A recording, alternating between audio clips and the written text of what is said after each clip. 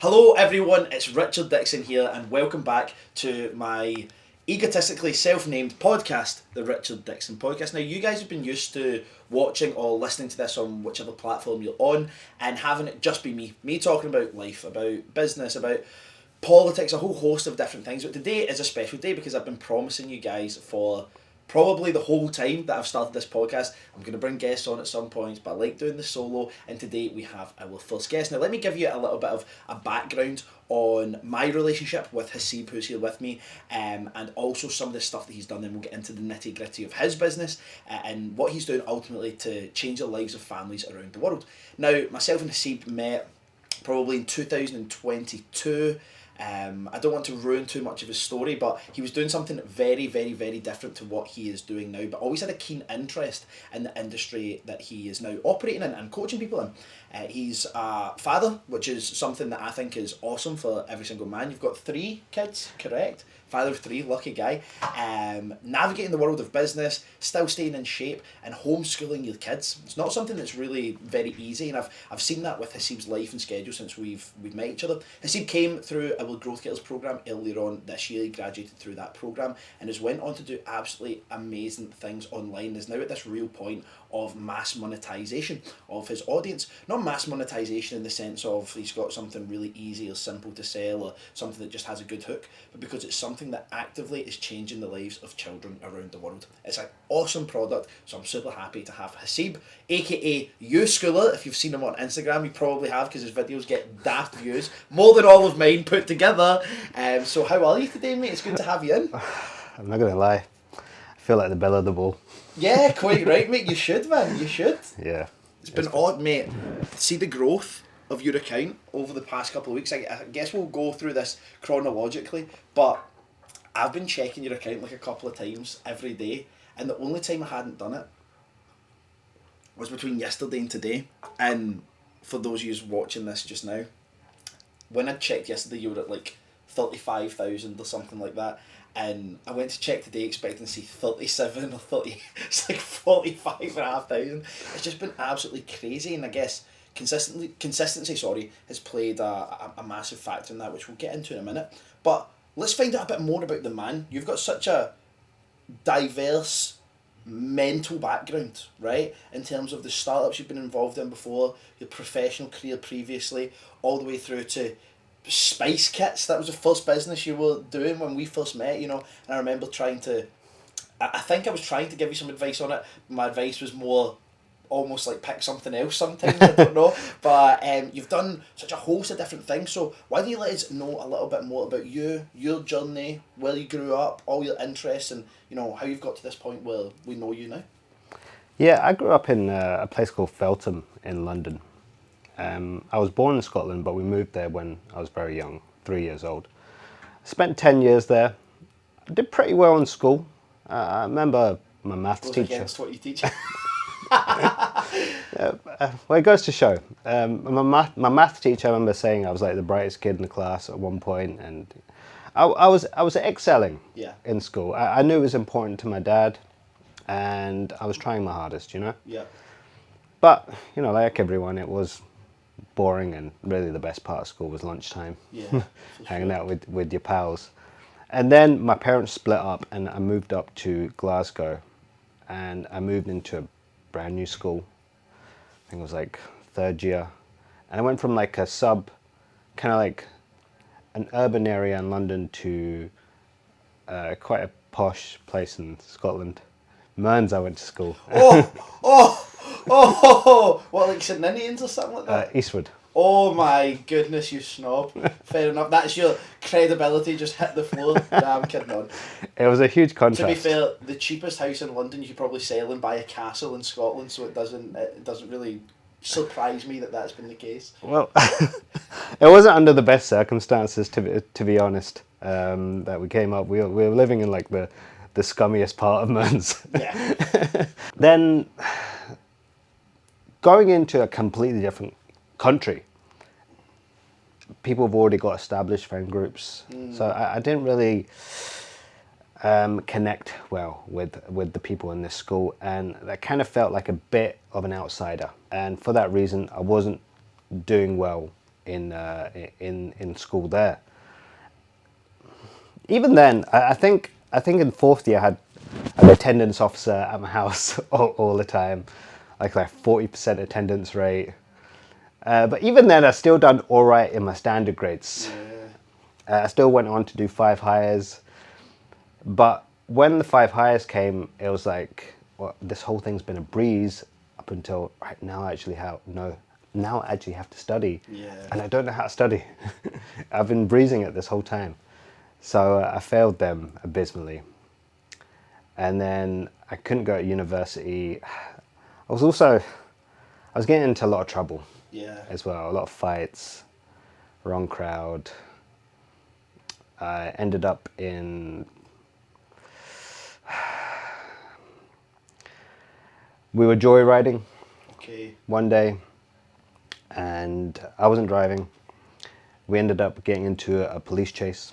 The guy who was driving, he didn't have a license. He was underage like me. He was 15. We had an accident. Wow. Everyone got out of the car, ran away.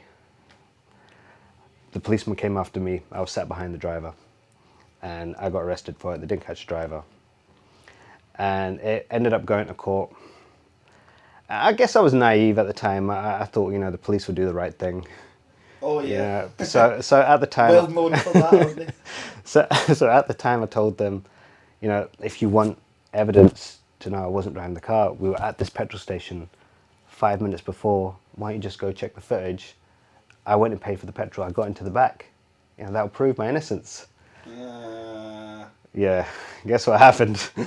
They got that tape. They got rid of that tape, and it went to court. I got convicted of this thing, and I remember being a huge thing for me at the time because I think that would be a huge thing for anyone at any age, to be honest. I think crime sometimes in Scotland is very normalised because depending on where you grow up, it's just around you. Like, I've got many members of my family who have been incarcerated, members of my family who are actively incarcerated right now and likely will spend the rest of their lives in prison, right? Yeah. So it is kind of normalised. So we play it down to being like, oh, I was just in court, this and that, and thankfully, I've never been arrested. Yeah. My only experience of court has been going in to pay speeding fines and that nonsense, right, of which I've had a few. But at any stage in your life, never mind being, 16 years old, 15 years old, something like this, that's massive, mate. That is massive. Yeah, and then getting done for something you haven't done as well. So I kind of felt like let down by a lot of people that were supposed to be, looking after me. And I went into work, and that was probably the best thing I could do because I went and started an office job. I was just doing customer service with Sky. And then I was working a Pizza Hut delivery job in the evening. So I was just like grafting as many hours as I could do. For sure. And I was learning how to DJ on the side as well. So I was wanting to build a skill. And just throwing yourself into that work, it got me out of that kind of depressed state that all of this stuff was making me feel like. Yeah, I think loads of people underestimate the power of work. Yeah. And and just busyness in general. And yeah, I'm sure customer service for Sky and delivering pizzas, not glamorous and not well paid either, but it gives you some sense of value beyond being a little arse with your friends or being that guy in the friend group or whatever. It just gives you something else to do and be, I guess. Yeah, responsibility, staying busy. Actually, I enjoyed customer service at Sky. No, I hated it, I'll be honest with you, I hated it. But in terms of the skill that it was building, talking to people, incredible. Yeah. Just day in, day out. Yeah. All different shapes and sizes, So that was an enormously beneficial skill for me to go forward when I actually eventually did start my own business, which was an events company. Became good enough at DJing. And then I left the day job, I left the evening job. And that's sort of me. I started my entrepreneurial journey from there. Yeah.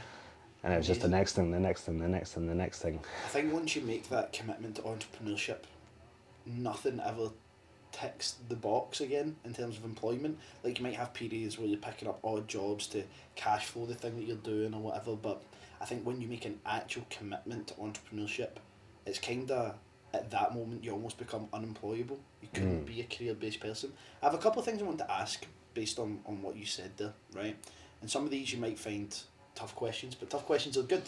So you obviously mentioned that your parents had split up and you came here to Scotland, and knowing you as a friend, like I know that you are a single father, and you're in an environment where you manage the dichotomy between your kids being with you and with and all that kind of stuff in there. What do you think watching and feeling that experience for you as a kid has helped you now navigating that as a father? Or do you think it didn't help you? Because maybe one of those ones, it's like it showed me how to do everything absolutely wrong, so now it's really easy because I do the opposite. Or it might have still been a process of trying to figure it out and do the right thing. So do you feel that taught you anything? That experience from being a kid to now? Yeah, massively. And I think we do this a lot when we see something in our parents that we don't like. We try and hard correct. Sometimes we go over too much.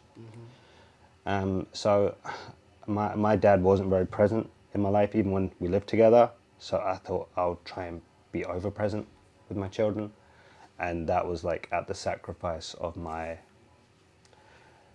being a man, being a breadwinner. And I feel like in my entrepreneurial journey, I sort of took a dip a little bit because I was holding my kids in more higher regard.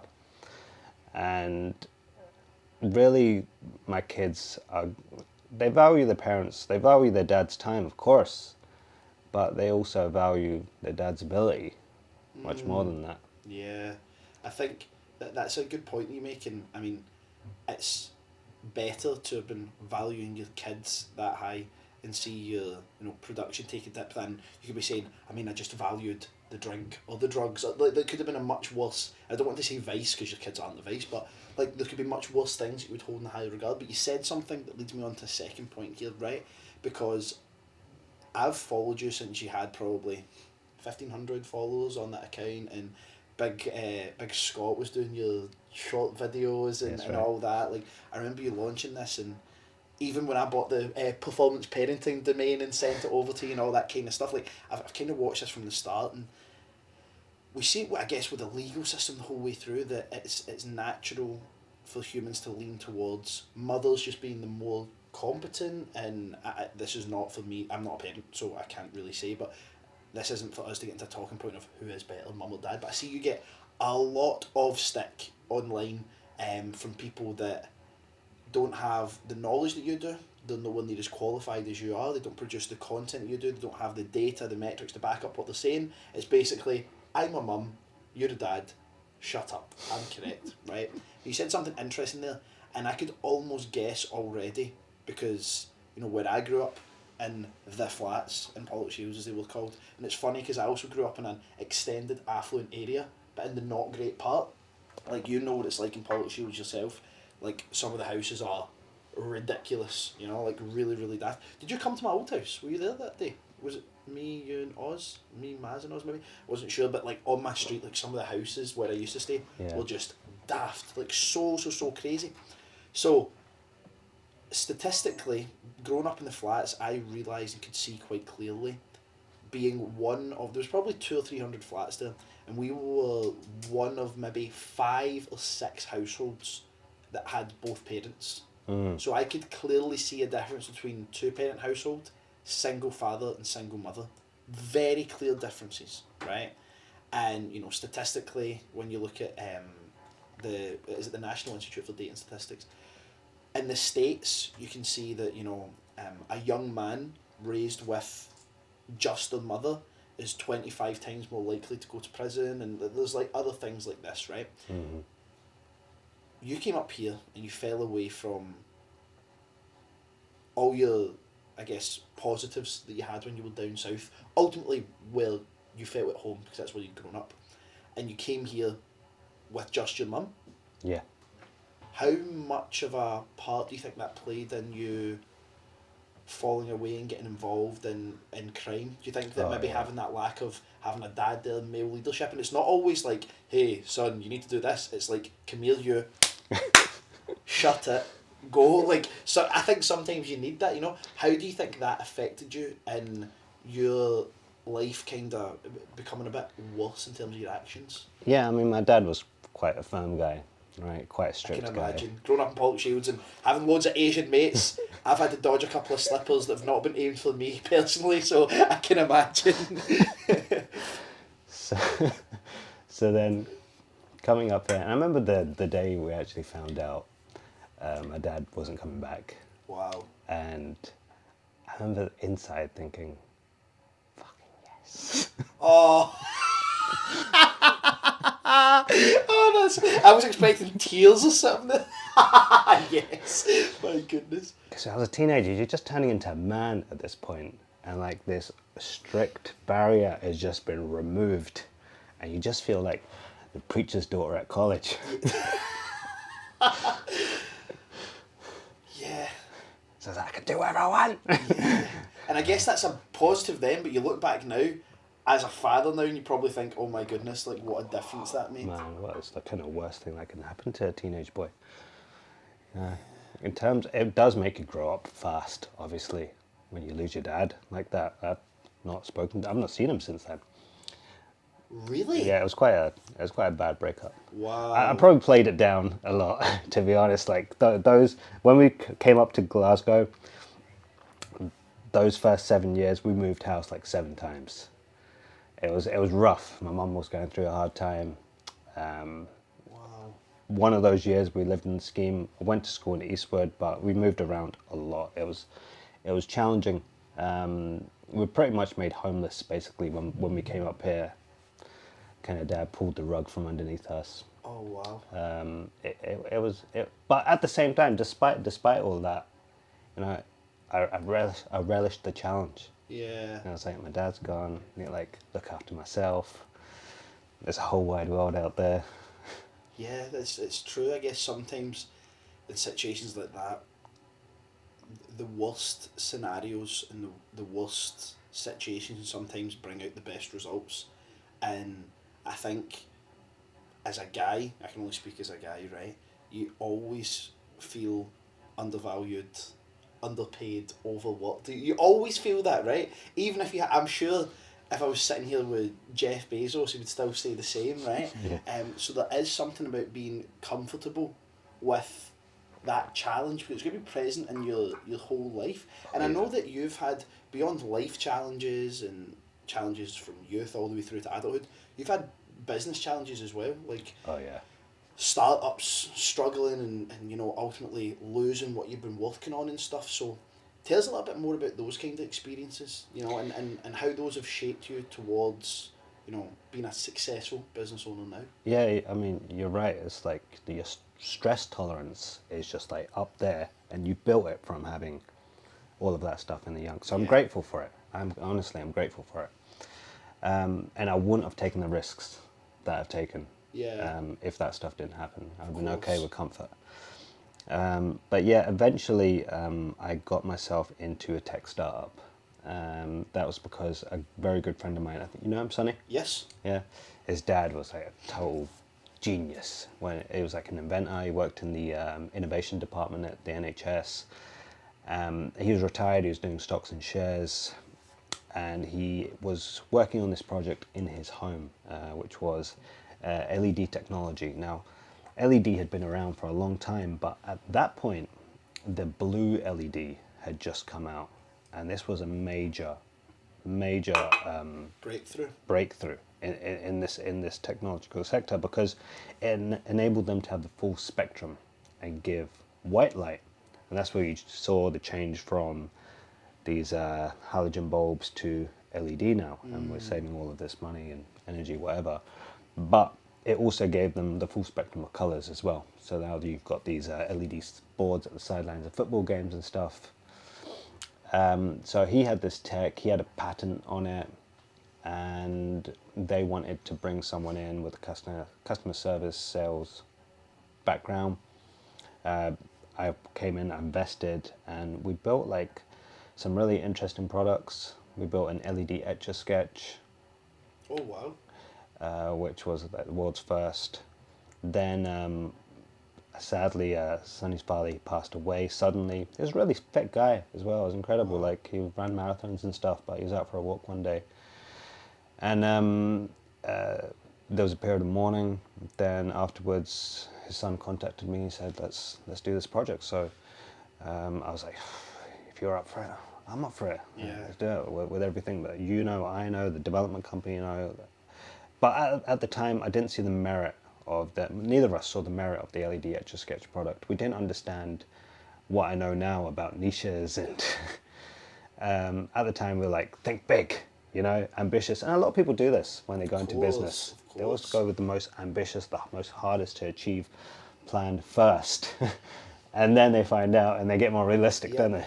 Yeah, I think you see it from all the way through from Dragon's Den to even I see it in our own coaching programs, and you have to be. It's not the bearer of bad news. It's like, oh, okay, you're talking about the bigger picture. Why don't we look at the picture, as in where we are right now and what we can do? And sometimes you need to kind of bring it back down a little bit. And like I've always said, if you say it in the American way, the riches are in the niches. Yeah. The more niche you can be with a product, generally, the more you can charge for it and stuff like that. So, and it's all a process of learning, mate. Like before, when I started my first business, if you could afford the product, you could be my client. Didn't care who you were, what you did, where you were from, I would find a way to make it work. But now, knowing what I know of just working with people, you need to be far more specific about your ICP and your ideal kind of customer client profile. So that's natural, mate. So you're at that point with the Etch-a-Sketch, you don't really maybe realise what you've got in your hands and what's next. Not at all, yeah. We started building something else, and then someone launched a very similar product on Kickstarter. No marketing plan, it was a guy with a video camcorder in his living room pitching this product, and he did like 150,000 in pre-sales. And we had that product like years before him. So that kind of hurt at the time, because we were building this more expensive product, and we were just really struggling to get investment for it, because we built a prototype. It was banging. It was really good. It was never seen before. But we were going to investment companies because it was just too expensive to manufacture. It was going to cost like £300 to produce each unit. And we were going to sell it for like £600-700. And you go and these investment companies are like, yeah, well, it's a good idea and you've done good work, but, do you have the experience to run this business? I don't know, we're like in our mid-20s. Neither of us have like finished university or anything like that. So we kept coming up against hurdles, and we thought, do you know what, this is it's unachievable. So let's bring it back down to earth. Let's get more realistic. Let's build a cheaper product. It's easier to manufacture, cheaper, less to sell. Then we built, it was called My Flag. So it was like a wearable, small, again, it was same technology, and I've still not seen anything like it on the market. And you could do low resolution graphics on it. But because it was like 104 LED screen, super bright.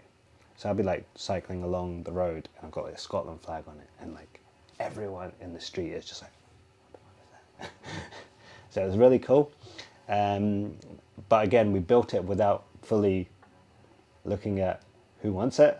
You're looking at the technology instead of the customer, right? Exactly. So many people do that. Exactly. They're like, I don't know if you've ever watched this episode of Dragon's Den. Gary, if you know the one I'm talking about, I'll send you a link for it. You can clip a bit into this because it's so funny. The guy that created the LED flow signal.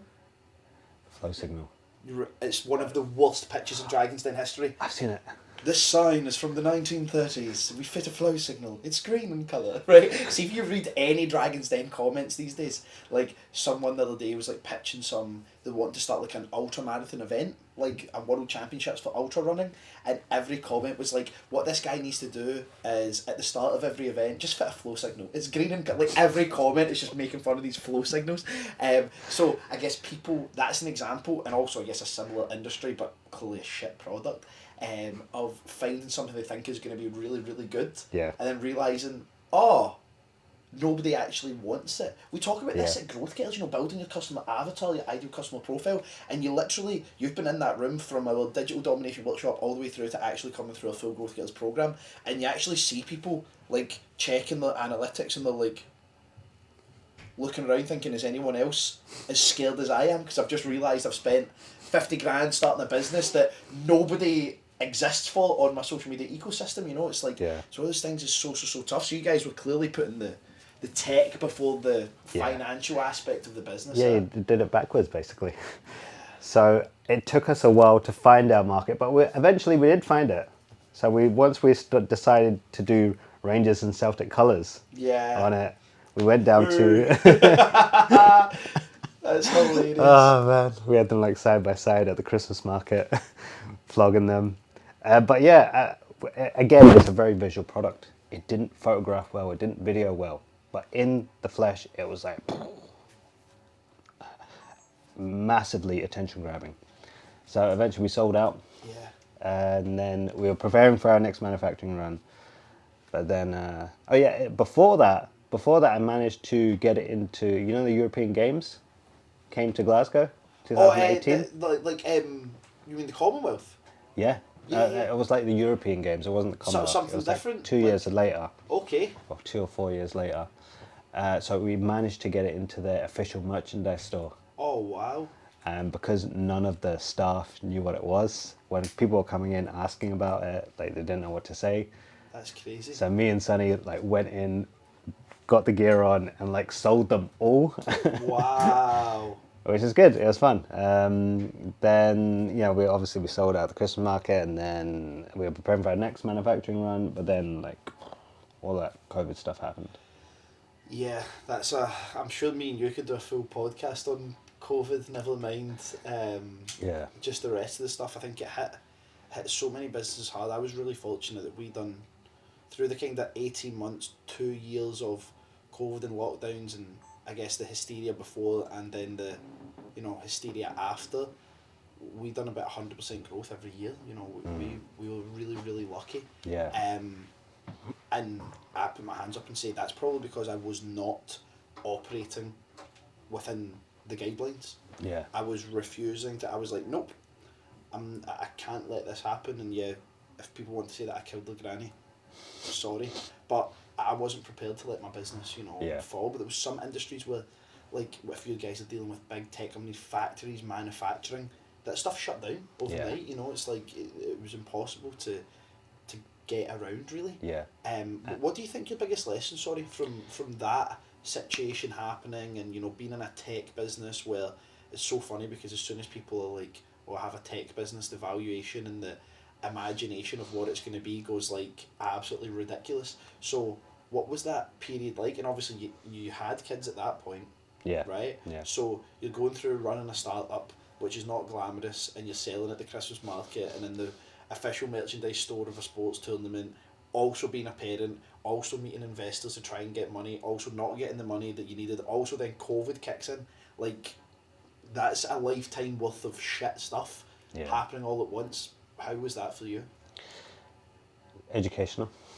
It was a massive, it was like getting a really expensive degree.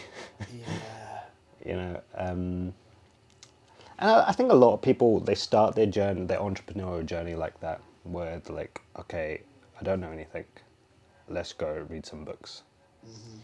And then they realize they don't have the discipline for reading books because they never learned to focus at school on reading books because no one read books at school. Yeah. And that was the sort of realization I had when I was trying to read books, and I was like, actually I can read books because I learned to read books in police cells. Yeah. That's where I built the attention for it. And I read more books in there than I'd read in school. So I was quite good at reading books, and I'm quite good at learning and growing my knowledge. And again, when you go on a project like that, and projects are the best way to learn because there's so many different elements. There's the marketing side, there's the sales side, there's the research side, there's the development side, and you need to be on top of all of that. So you're just getting this education from all these different fronts. And when you go and do something super difficult, like a hardware tech startup, everything else is easy afterwards. Yeah. And that's kind of the biggest thing I got from it, is giving yourself super challenging things to do so that things afterwards feel easy. Yeah. I guess like people used to always say, like when we were training, you train hard to fight easy. I don't like that. You train hard to fight hard, and you have the capacity to give 100%, and your 100% is higher than theirs. But the logic in the saying makes a lot of sense. Like you do something the hardest possible way.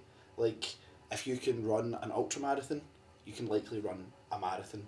Obviously, like it doesn't mean that it's going to be easy and your feet are going to feel fine after and it's going to be a breeze, but it's going to be less demanding across the board. Your training might not be as difficult, like the lead up to it might not be as difficult, the recovery afterwards might not be as difficult. Like I guess there's loads of benefits to doing the hardest thing first. And now I guess that whole journey's led you from, you know, that style of business to, you know, a more physical product like the Spice Kits, which to my understanding I think you got so into what you do now that almost just got parked to the side, you know, and left there. And Yeah, I mean, I still have every intention of doing it. But my original plan when I actually started the Spice Kits was I was really passionate about it because it was my mum's recipes. nice. And she had this amazing reputation and it was received really well. Like, it's delicious. You know, I'd love to let you try it one Yeah, day. mate, for sure. I'm quite well versed in the old Asian food sector. You know, growing up in I politics. can imagine, So yeah. yeah, I've had quite the repertoire over my life. So I'd be honoured to try it for sure. But my plan with that business was, and I was telling people, I was like, well, I'm going to build this business, and then I'm going to build this other business that business is going to feed into, and then I'm going to build a personal brand in homeschooling. Because I was passionate about homeschooling, I'd been doing it since lockdown, I'd read up a lot about it, and it was a way, I was like, okay, well, it was the same avatar, and I could use the personal brand to drive traffic. Yeah. But then when I actually went and spoke to people like yourself and stuff, and I realised I was doing everything backwards, and I should build the personal brand first. Otherwise, I was going to spend marketing here, marketing there. Whereas I could just do the personal brand first, and build it to the level now. I don't need to spend any marketing, and then Yeah. feed it into these other And it's businesses. funny how marketing messages have so much confluence depending on what you do. Like for example, with you, like because of the following that you've gathered now and the niche that it's in and the messages that you have, you know, people struggling with, you know, whether they want their kids inside the school system or struggling with their screen time, like being addicted to iPads and stuff like that. It's also easy to flip that message and add something else in. Like you're also struggling because you're, you know, running low on time and you're struggling to make healthy, nutritious meals for your kids. Well, why don't you try that? And it's like it's a very similar message and problem being solved, and the demographic still really fits in. Now you mentioned there, I think this is something we'll get into now, and I'm sure you've got a lot of takes that some people will disagree with, and I think debate is healthy, but it's I think you can have an opinion and you can have feelings. You can also be wrong, Yeah. right? Like for example, yesterday, totally random thing. Obviously, we've seen that really terrible attack that happened yesterday with the guy with the samurai sword in London. Did you see that? Oh no. So a random guy just came out his house yesterday with a samurai sword, killed like a 13, 14-year-old kid, and then like hit a bunch of people with a samurai sword. Wow. And this guy, totally out of touch on LinkedIn, that I didn't even have as a connection, it just came up. And I liked a comment that someone had made that was basically telling him he was wrong, and the guy blocked me. I was like, geez, oh. And he basically said, like, oh, this is crazy. Where do people even get swords or whatever? And I'm like, bro, you're so out of touch. Do you get my point, right? I'm like, you're so out of touch, it's unbelievable. Like, stuff like that is so easy to get, it's insane, right? But this guy's just clearly maybe a bit more privileged, right? And he's like, where do you even get a sword and why would someone need a sword? And this guy who I follow, who I have on LinkedIn, who's like a personal trainer now, but spent years as like ambulance, critical care, stab victims, shootings, like the worst of the worst, went and seen it. And the guy's like, saying like the guy who made the post is like, oh yeah, there's a reason why someone would carry a sword, because you know it's designed to like kill, and it's worse than like a kitchen knife. And this guy puts a great breakdown saying like, by the way, I've treated over 500 stab victims, this, that, the next thing. Kitchen knives are one of the worst things you can get stabbed with. As much as a sword is designed to kill someone, they're also extremely sharp, so a much easier wound to stitch. Your chances of dying are way less likely. And the guy responds like, no, I stand by my feelings that I would rather be attacked with a kitchen knife than a sword. And the guy's like, that's fine, you can have your feelings, but you're wrong. Like, I'm telling you, you're wrong, based off of hundreds of cases of real life experience. you would, and medically, you would rather get attacked with a sword than a kitchen knife. And the guy's like responding, just caning him, like, fuck you, like, I'm telling you that I would rather be attacked with a kitchen. And the guy's just like, bro, whatever, like that's cool. So there's so many situations where people are like emotionally involved in something, but they're just wrong. Yeah. They're just wrong, plainly. So we're going through lockdown, schools are obviously shut and stuff, so I guess it's a convenient time to start homeschooling your kids. And I remember, like, during the COVID lockdown, my girlfriend at the time, she was a school teacher. Yeah. She was a high school teacher, but because of, like, I can't remember what was going on, but she was also teaching in primary schools. And the qualifications, like, totally different for, like, high school, primary school. So on cameras, similar to what we're using in here, I just had a little G7X, like, in my house that I used to record my original YouTube videos with, and I was spending like 2 days a week having to record her, edit it for her, so that, and I think their school was going way above and beyond, right? Okay. But I'm like recording her, editing, putting in, like, you would hate this, right? Pure Baby Shark type music in the background. She just engaged the kids, and it was like, because she was a PE teacher, like, it was doing like these home workouts for kids, and like we're setting up the living room so that there was space for her to do all this stuff for the kids, and I was putting music in it and countdown timers for them to do their exercises, upload them to YouTube, then send them to the kids. Like, I was seeing what this was, and it was like so hard, but I guess it also became a convenient time if you were on the fence about home education to go for it. It also became a time where many parents let their kids become idiots and they've done no education for 2 years. That's ultimately the truth of what I seen. People just like, 2-year holiday, and then the kids go back to school and they're miles behind, they're complaining, oh, my kid didn't get education for 2 years. What were you doing, sitting on your fat arse doing nothing, right? Like, that's kind of what I seen. So what was the moment, because I know it wasn't the pandemic that made you think about this, I know this was something that was on your mind. What was the moment that made you first think, I need to get a plan together to take my kids out of the state education system? What was that moment for you? Well, to be honest, I kind of owe it all to my ex. She was the one who wanted to do it. Yeah. She, I was actually looking forward to school. I was like, she's going to get a break. Maybe she'll get back in the gym and the dinners will start tasting a bit better. And that's why we're divorced. So for all you lovely ladies out there, of you, the thousands and thousands of followers that Hasib has gathered, he's available. So it was actually your ex's plan. Fair enough. You could just sit here and go, yeah, it was a great plan from me, and take up all the credit. But fair enough. Yeah, I mean, I joke, but like, obviously it's quite stressful having 2 young kids at the time, or three young kids at the time. And I talk about this on my channel a lot, how motherhood really is something way different to what it was 100 years ago. Motherhood would like bring the community together, bring the women together. They'd have the tribe. They'd be doing things together. They'd be like, washing the clothes together. I was just about to say that. I remember our old flats. Every flat had a drying area. It was masonettes, big long, and every flat had a drying area.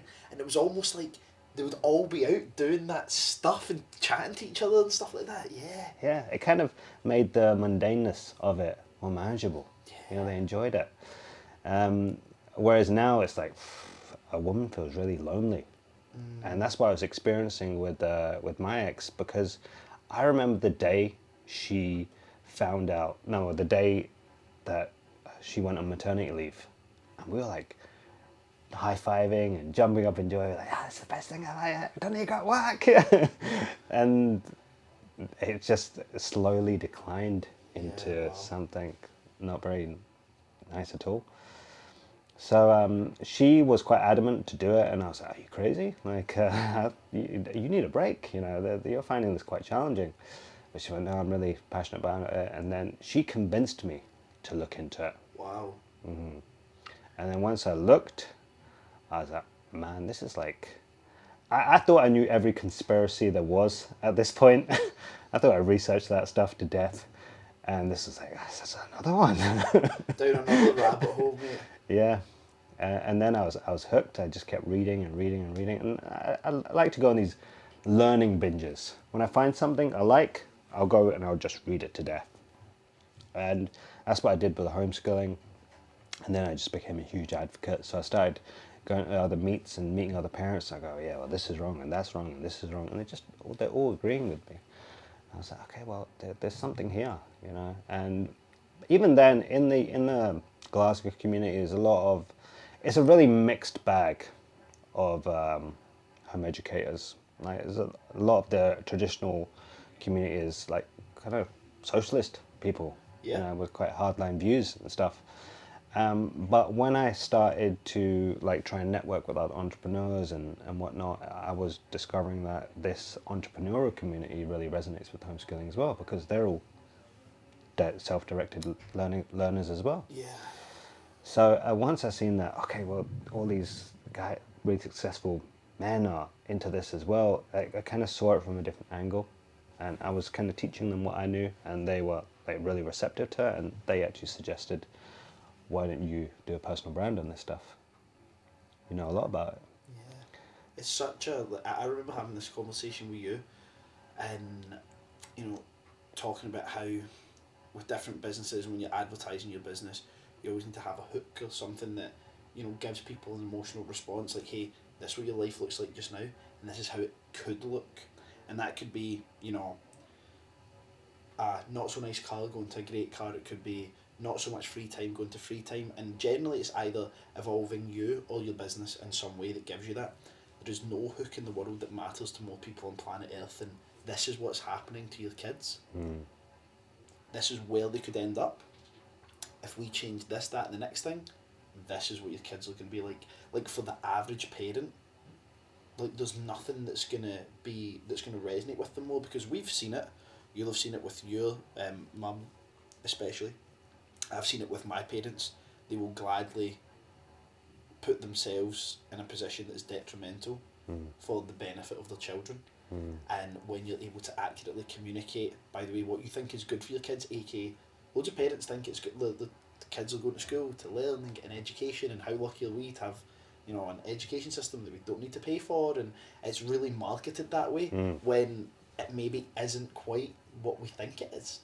And you know, I think about it quite often now, having no kids, but obviously would love to have kids soon in my life, and I think about it and I'm like, it's so easy to just go, yeah, send them to school, right? And I'm sure, like, there are different qualities of school. For example, Paul, my business partner, his kids go, I can't remember the name of the school, it's like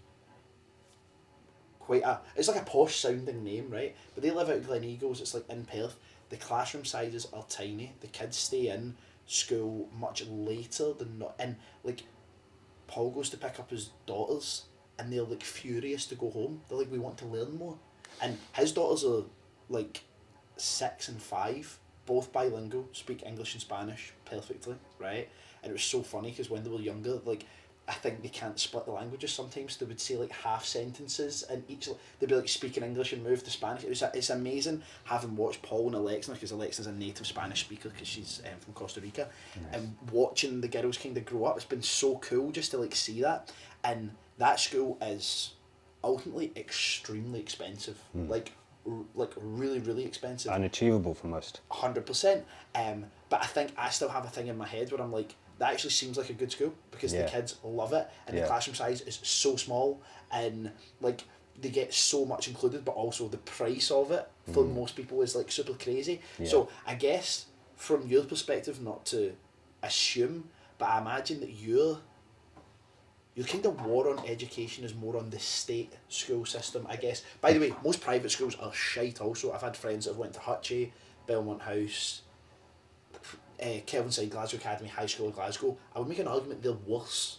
Socially, they're worse, right? Because like, the year groups are just filled with like these jumped up kids who have successful families based off of crime, and like, that's kind of the majority of the school, you know. But then I think you have like, from private school to like crazy private school, there's like I think there's like a good thing up here. So I think your kind of war on education, your desire to educate, is for the masses. Yeah, for state kids are at these state schools, you know, just stuck. I think school as a concept can be great, and again, it's like you say, small classroom, less teachers, more engagement with the children, not telling them to shut up, be quiet, listen.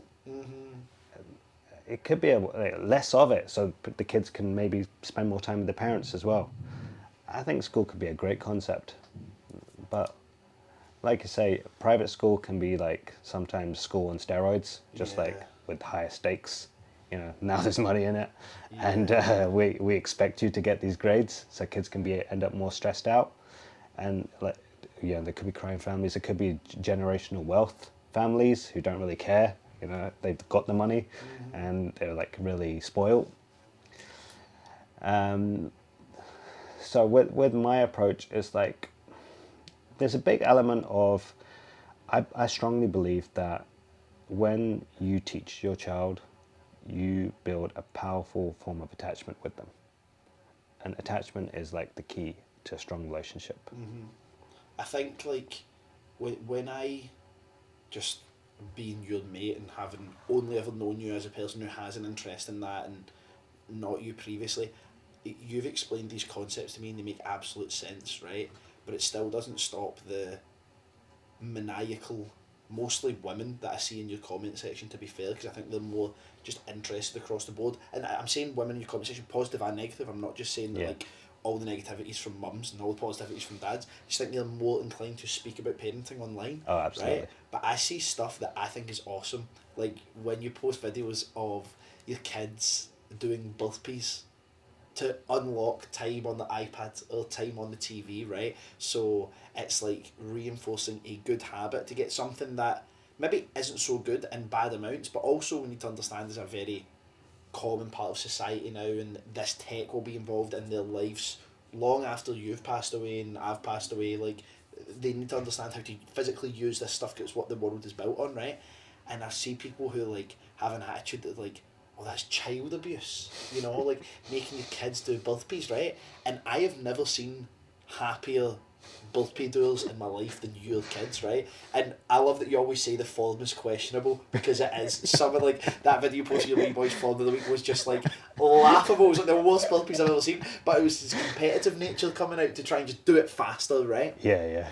What do you think about the parents that say, you know, physical activities to unlock something that's seen as just so common, or it's like no longer giving the kid the dummy, it's like give the kid the iPad. Just Yeah. give them the iPad, shut them up, just give them the Yeah. iPad.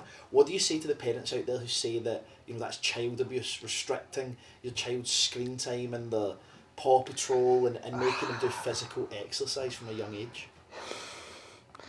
You know, there is an element of a lot of child psychologists say you shouldn't bribe a child. Okay? And I agree with that. If you bribe a child, you're going to build resentment. Now, if I'm saying to the child, clean your room and then you get your iPad, or go do your chores and then you get your iPad, those activities aren't going to add value to their life. No one's going to, you know, stand proud amongst their mates, say, oh, I can clean my room the best out of all of you here. Yeah. You know, whereas the things that I'm asking them to do to unlock the iPad is things that are going to add value to their life. So physical strength, improving their reading, mental abilities. So a child is never going to resent you if you got him an 8-pack. Yeah, because your kids are like actually shredded. Like your kids are in like ridiculous shape for their age, you know. Yeah. So it actually builds attachment because they're like, well, my dad is using my desire for screen time to benefit me. So they build a sort of reverence to you. Like, wow, you're using that for me. So Yeah. in the beginning, sure, like 100 burpees, like, come on, dad. But after a few months, it was like, 100 burpees, no problem, dad. Yeah, I guess it's like I seen it. I seen it with Paul, and I watched him do it inside the office, right? And there was like there's always fruit inside of like the kitchen in there. There's just always fruit cutting about because we've got it for the clients, and then the staff as well. There's always fruit and like little cakes, and people will bring in chocolates and stuff like that. There's always stuff in the kitchen, and I can't remember if it was Ari or Hannah. I don't think Paul and Alexa had Mila at the time, and that's the youngest daughter. And one of the girls went to pick up like a chocolate, and Paul started going, "Oh, like sweetheart, that's disgusting. Like, what are you doing? That's disgusting." And she's like, "It's a chocolate. Like, I want a chocolate, because like a kid. And Paul's like, no, that chocolate is horrible. Like, and she's like looking at it and she's really confused, and like she's like put it down, and then she also wanted like a snack. And Paul said, why didn't you have some like fruit? Which is normally a fight with a child, right? And she's like taking a fruit, and Paul started like audibly celebrating. Like, yeah, come on. She's like, pure apple or whatever, right? Like, so buzzing. And it's just like, it goes to show that you can engineer these little habits without making it like manipulative, you know? Because I think there are parents in the world who are just absolute manipulators. Then there's parents in the world who accidentally do that. They've done it as like a coping mechanism to try and get the best out of their child, and then later on in life it's turned around and ended up not being the right thing. Because I remember sitting down with my mum, right? And I don't think my dad was, I think it was just me and my mum. And I was maybe only 23 or something like that. So I'm in business and I'm maturing fast, but I think I've matured the most in the last 6 months of my life than I have in the last 27 years. And I remember saying to my mum, like, Mum, and I went to school, right? Same way you did. I went to school and was fine, and my sister's got degrees coming out of her ears, and I've built a decent business. Like, my parents, considering where we grew up, have done awesome, right? And my dad gave me my apprenticeship and taught me the importance of hard work, and I was out in summer holidays working with them and all that kind of stuff. I remember saying to my mum, I was like, Mum, I'm really worried about when I become a parent. And she was like, why? And I was like, because I'm scared I'm not going to do as good a job as you and Dad did for me and Saffron. And my mum was like, And you know, that way I'm making a statement, but I'm also almost hoping for that golden nugget of information. And then my mum brings me right back down to earth and was like, Richard, me and your dad were 23 years old. I dropped out of university. Your dad was, you know, on the tools, as he still is. We met in a nightclub, wrecked out of our minds. I found out I was pregnant 5 weeks later. We're still together. That in itself was a miracle, right? Your sister was born right after you. Like, we're straight back at making children, right? Like, we figured all this stuff out. It just, like, there was no strategy, no whatever, and, like, you know, my nana and grandpa, my dad's mum and dad, have always been so involved in our lives, like going to the house every weekend as kids, which I think really helped my mum and dad. But, you know, my mum's mum passed away when she was ultimately, like, my granny was very young. I was maybe 4 or 5 years old when she died, and I think she was in her 40s, you know, she wasn't an old parent. And my mum had never met her dad at that point. My mum's only met her dad a handful of times, and I've only met him twice. To save a long story, my mum got a very rare illness, and was likely going to die. Wow. And ended up living. Okay. And that was like the first time my mum had met her dad, because I think he must have felt guilty or whatever, you know. And she was like that. So my mum almost had even worse of a shot, because she didn't have a mum to ask questions to, and her dad was never there. And my mum went to private school on a bursary, right? Was the only girl in her whole school, part school for girls at Lindock Street, right? Up near Park Circus, one of the nicest bits of Glasgow. Yeah. My mum went to school there, had to travel every day from Irvine to Glasgow on the train, like, and then dropped out of uni. And how my granny Gina did not kill my mum. Like, it's just absolutely mental, you know. It's just like so crazy. The weight of being the poorest kid at the private school. Oh my goodness, like, and my mum is so intelligent, you know, she's so intelligent. And now that, you know, myself and Saffron have moved out, she's got a flourishing career, because she never worked when we were like there. And I'm glad, because every day you go home, mum was there, amazing, right? Like, that is just, disagree with me if you want, don't give a shit. That's how I think it's the best for the kids, you know. It's just so good. We've obviously had a little thought there about, you know, the parents think that kind of stuff is child abuse, and you gave great insight there just on how that, I would call it gamification with the kids, you know, works positively. In your experience, with the feedback you get and the parenting that you see, what is the number one mistake that parents are making today that's making their kids, you know, less focused, poor learners? What's the number one thing you're seeing parents are doing wrong? It's just such an easy one, isn't it? Yeah. It's overusing the screen time. Yeah. It's just so easy to do as well. And people are experiencing emotional immaturity. These kids are just unable to regulate. They're unable to focus. And parents don't realize that this respite they're getting in the beginning is going to come back 10x on them. And when the child is 4, they're meant to be emotionally regulated, like much better. And what they're experiencing is 5, 6, 7 years old. It's an overgrown toddler. And they're sitting there ripping their hair out going, why is parenting so hard? And it's having pressure on their marriage and stuff. And people don't realize that your child will not learn regulation. That you need to train that regulation. If you put a child in front of a screen, they're just going to watch it until their brain's fried, and they're just going to keep on watching it until you say no, and then when you do, you have to deal with the consequences. Which is a moody kind of brat, crying over minor things. So it's absolutely the number one thing, and it's why it's been my focus. Especially, but even before homeschooling, because even before we even get to homeschooling, you need to get the screen time right. Yeah.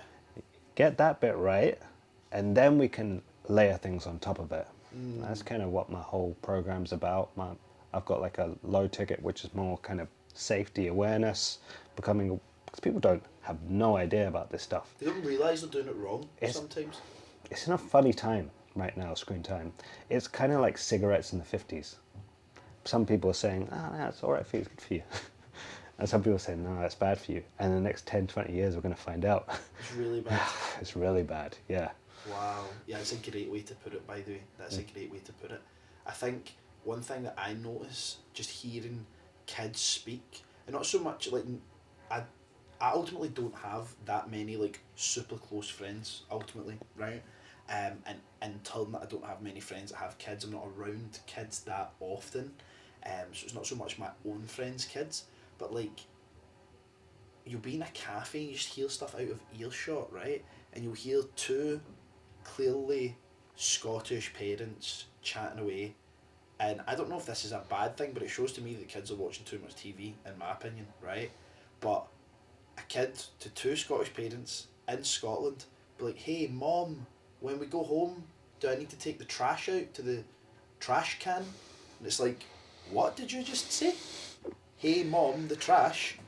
Mum, do I need to take the bins out? Like, that's what I'm thinking, right? Yeah. And you can tell that these kids, like the amount of kids I'm hearing speaking in American accents and affecting these totally different accents that are not at all natural to them in any way, shape, form, capacity is crazy. And to me, people could be like, oh, like, you know, I'm sure, like, when I was younger, my favourite thing was Jungle Book, right? I'm sure I tried to speak like Mowgli, but look at me now. I'm an adult man speaking in a Scottish accent, right? But these kids are like, I've never seen it more prevalent.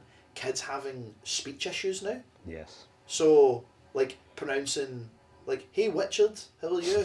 Like, bro, my name's Richard. Did you say it right the first time? Like, the amount of kids with speech issues. Yeah.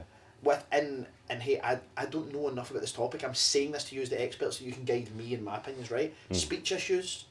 Take away the focus problems and all that, right? In terms of just, like, not being able to pay attention.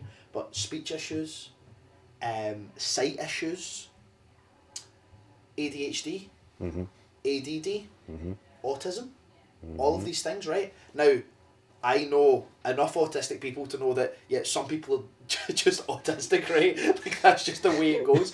But then I can't help but, and also I'm open to being wrong, I can't help but look at huge amounts of screen time, dopamine receptors being destroyed, like loud music, noise, fight or flight all the time, can't look anywhere because the screen's just going crazy. And hey, by the way, this is the stuff we do in our YouTube videos. Yeah. To get hooks off people, right? Yeah. Okay, I know that it works, but I'm seeing this here.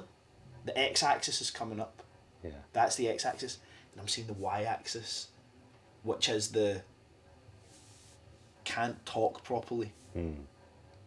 More behavioural issues, more deficiencies and disabilities, like bad vision, all of this stuff also coming up. And I'm like, is this a coincidence? Or is this being engineered through this stuff? What's your opinion on that? Regarding, I'll cover the ADHD and the autism first. You're right, some people have it genetically, but these shows are causing developmental delays, which give the impression that it's autism, Ah. right? And then shows are harming attention, which give the impression it's ADD and hyperactivity and stuff. So that's why we've seen the ADHD numbers in the UK the prescriptions have gone up 50-fold. Because people are coming to the doctor, they're saying, my kid's acting like this, I don't know what to do. And maybe the doctor's not saying how much screen time is a child getting because they've got the child in front of a screen. I was in a cafe last night and I was with my friend, and my friend goes, look over there. And I looked over and this kid was in a pram and he had an iPhone, but there was an iPhone holder that connects to a pram. Imagine that device exists. Now you've got pram babies, right? And these are just kids. We'll get into where it's going to go in the future. But coming back to the attention stuff, people are just, they're putting their kids in front of it for hours and hours and hours. They experience symptoms for a period of time, but the parents aren't letting those symptoms lapse so the kid can get back to a normal state because they're just getting more screen time piled on top of that. And it's not just the screen time, it's bad diet as well. So it's kind of ultra processed foods. Like, I take my kids to McDonald's. Afterwards, they explode in the car. The behavior is so erratic. Now imagine a kid is just getting McDonald's screen time just like constantly. Yeah. You would think they have ADHD. Yeah. It would be reasonable to think that. And then Yeah. they're going to the doctors and they're saying, well, I think he's behaving like this, and it doesn't lapse, he's just keeping on and on and on. And the doctor's like, It's I don't know what to do. To take it to a point of ridiculousness to help it make sense to if that isn't hitting for some people. The way I see it is like if someone's taking Valium every day and they'll just constantly can't move their arms, and someone going, wow, that guy's got cerebral palsy. Like, no, he's not. He's flying out his face on Valium and as such cannot control his body. It's not motor neurons, it's not anything. They're taking Valium and that's what it does to you. So I think loads of people are getting like, oh, 1 + 1 is equal to 2, surely not. Like, no way. Like, and you see all this stuff. Like, I probably got quite a lot of screen time when I was a kid. And I loved playing games with my dad, play GameCube together and stuff like that. But also, like, my mum would be like, get out your room and get out the house. I think parents these days are like, no. Like, keep them here. Like, there's so many fundamental problems in parenting, Rich coming from me because I've never done it. But like, if I behaved badly in front of an adult who wasn't my parent when I was younger, and they had to discipline me in some way, maybe not physically because that's just pushing a boundary, right? If one of my mates had kids and they had to smack the kid's bum, I'm not going to be like, bro, you're a child abuser. I'm not going to be, right? I'm going to be like, sometimes you need to do that, cool. If they were like uppercutting their kid, I'm going to be like, yeah, bro, chill out, like, that's nuts. But, so I'm talking about like being disciplined, and you know, I was in martial arts at a very young age because I was nuts, just so much energy, mental, from like 4 years old in martial arts. And there'd be times where I would get put out of the class for being bad. And you could get put out, and it wasn't like sin binned, it's like, you're out. And my sister would be there as well, so I'd be waiting for my dad to come pick me up, and my dad would come in and be like, why are you out? And then my dad wouldn't go to, you know, Mr. McLaughlin, our instructor, incredible guy, like, just such a great guy. Still lives in Paul Shields, I see him now and then. And my dad wouldn't go up and be like, why have you excluded my child? You're not being inclusive of all children. My dad would go up and be like, was he an arsehole? Yes, your child was an arsehole. What did he do? He done this, that, the next thing, so I sat him out. No problem, Pat, thank you very much for doing that. There was respect there, right? Adults respected adults, where I think the same stuff that's frying these kids' brains is frying adults' brains. I've not had the TikTok app on my phone for a year now. I deleted it. I had a really decent following on TikTok. Yeah. My videos were extremely popular. I have not uploaded since the middle of April, and I deleted the app. Yeah. Didn't want access to it anymore because it was just so hellish, Yeah. right? It was so hellish. I don't have the Facebook app anymore. All I have on my phone in terms of social media apps, YouTube and Instagram. That's it, right? And I do love watching YouTube. Like, that is my thing at night. I don't really watch TV. I watch YouTube, and I think the parents are becoming kids as well. Yeah. They're like, oh, I need to guard my kid from everything. Like, the amount of kids that are just sheltered. It's like the same stuff that would be considered torture in Guantanamo is the same stuff that parents are doing in every street in Glasgow just now. Child not allowed to leave the house, feed them subpar food, hook them up to a machine that's noise, lights, noise, lights, lights, ba ba ba ba, in your face 24/7, and then send them to school, which is like a prison as well. Yeah. And then they come home and that's good parenting. In other parts of the world, that's a war crime. Yeah. Do you get my point? Like, that's crazy. Yeah. And people are sitting here like, oh, you know, that's just how we do it. So you would say screen time is the one thing parents are getting wrong. If you could give a parent that's watching this right now, let's say you've got 30 seconds to hopefully change a kid's life, Yeah. right? And you could give a parent one bit of advice on managing that screen time, what would it be? Man, I've got just so much to say on that, but it depends on the age. It depends on the age, but seriously, you need to monitor their screen time, and you need to monitor their dopamine response. If you are turning off the session and your child is tired, asking for food, they're telling you that they're experiencing a dopamine withdrawal, and you need to be aware of that, because if that's happening, you need to lower the session time. You need to lower it to the point that what a healthy, regulated child looks like is you turn off screen time and they move to another activity smoothly and quickly. Yeah. And if there's a long period between, I don't want to do it, and shouting and tantrum, I don't want to put my shoes on, they've had too much. So we need to scale that back. But screen time is the first thing you need to get right. Do you think, obviously there's such big fears for parents when it comes to home education, Yeah. right? Because it's very unlikely there'll be many people our age that were home educated. Do you get my point? Like, Yeah. they will generally be the first in their family and their circle to think about home education and actually go and do it, right? Yeah. If you are talking to a parent who's on the fence thinking about home education, they've got the screen time bit down, they're seeing the difference, they're now open to these other ideas of, you know, changing, I guess, how their child's education is going to go forward for the rest of their lives, right? And there's so many FAQs with that. How can my child still get into university? How will they still have friends and have relationships? And there's so many different questions. If you were talking to that parent just now who's on the fence about that, what would be your best advice when it comes to motivating them and empowering them to think that home education is something they could actually go and do and have good results with? Okay. Home education is, you get fed this lie from school that you need this subject, this subject, this subject, this subject, this subject, and what the kind of famous that they're playing on you is, we are letting your child sample all these different things to work out what their strength is. Okay. But who's monitoring that? Because their teachers are changing every year. You're not there in the school with them. They're just growing up. They're just discovering things on their own. So nobody knows that. Yeah. Whereas if you are delivering the learning yourself, again, you focus down on really niche things. Just focus on English and maths to begin with. And then where does your child lean towards? Show them different things, of course, but what do they lean into more? Okay, now pursue that more. And what type of learner are they? What type of learning do they respond to? Are they audio? Are they more visual? Okay, more audio books, more lectures. Okay, more video programs and stuff to teach them that way, more books. But you are not gonna, the school is not gonna figure out what their best ability is, what their best use case is for the ability they have.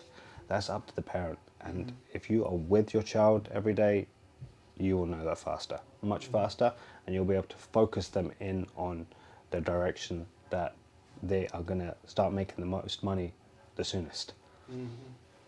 Do you feel the same or as strongly about school as you do university or college? I think university is good for engineering, medicine, law. Everything else, waste of time. So you're telling me that my PhD in fine art isn't going to get me anywhere? I should go back and do philosophy. That's what I should do. Yeah, I guess, you know what, I think there's a lot to be said in terms of like contributions to society. I 100% agree. Yeah. I also love though when people go to university and just do something that interests them. Maybe because I would love to go to university at some point in my life when I can just not worry about anything else and just go and do something that I purely find interesting, right? And pay for it, and I don't want a free degree because I don't need it. I'm never going to use it to add anything to society. I just love learning. I would love to just go and learn something, right? Yeah. That for me is great fun. And I do really respect some people that like go and say, actually, I'm just really interested in this topic and I'd love to learn more about it. And I'm going to have a normal job, and maybe I'll get a job that just says you need a degree and it's no any other random degree, but I love this concept or this industry, I'm going to learn about it. Then I also find it hilarious when people are like, oh, there's no work in this space or that space, and I'm like, what do you expect getting a degree like that? And I guess it's just when you're sold into this lie of education, and you know, I love education. Education's the vast majority of my business, and we teach real business skills, right? And you know that yourself, you've been through our trainings and stuff.